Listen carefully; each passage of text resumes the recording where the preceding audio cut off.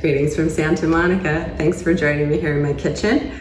This wasn't even planned, and look at how pretty it turned out.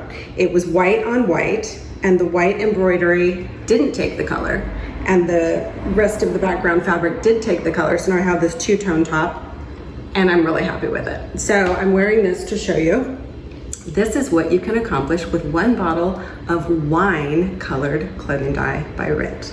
Because here in Santa Monica, I have a front-load washing machine, which is no bueno for dyeing clothing. I've always done a top-load washing machine, and now that I have a front-load, I had to do it in my big pot and hot water, and I'll show you exactly what I did, and I'll show you how everything turned out. I've never had to do it in a pot before, and I doubt that All Clad designed their stainless steel pots with the intention of dyeing clothing, but that's what it's going to be used for today. I'm going to dye this beautiful white dress. This is my daughter's dress. It's a really pretty dress, but I think it'll be beautiful in wine. This is my little summer top, boring and white. Let's make it pretty. This is a linen t-shirt from J. Crew. This little J. Crew top. This is pretty see-through, so that's why I'm dyeing this tank top to go under it. You see the steam, it's hot. My pot took about 2 tea kettles, maybe 2.5 max. And then I'm gonna carefully dump the whole bottle in. Ooh, it looks pretty. And then to get the remaining dye out of the bottle, I'm going to put a little bit of hot water in and shake it up. All the dye in my pot. I'm going to let it sit for 30 minutes, stirring occasionally. And then I'm just gonna wash it in the washing machine on hot, dry it, and we'll see how it turns out. This is what I've learned from my first time dyeing in a big pot. Don't put too much clothing in the pot at once.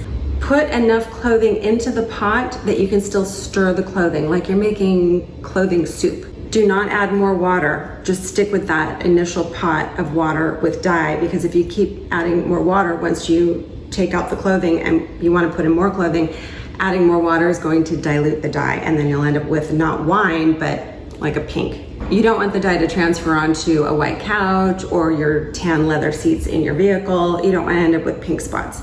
So make sure you wash the clothing after you've dyed it. Okay, so I had fantastic results, and this is what all that clothing ended up looking like. Do you remember the white on white tank top? Now it's kind of white on wine, just like this top. The embroidery didn't take the color as well as the background fabric, which I really like because I like this two-tone color. This tank top was ivory, and it took the color beautifully. And what's interesting is that the embroidery on the top took the color just as well as the background. This was a pure white t-shirt, remember? It's linen, and it took the dye really well. I'm really happy with wine. Wine is officially my favorite, in case I didn't mention that, which I think I've mentioned it a few times, but that's because I'm really happy with this color. As always, thank you so much for joining me, and I look forward to seeing you next time. Take care. Bye.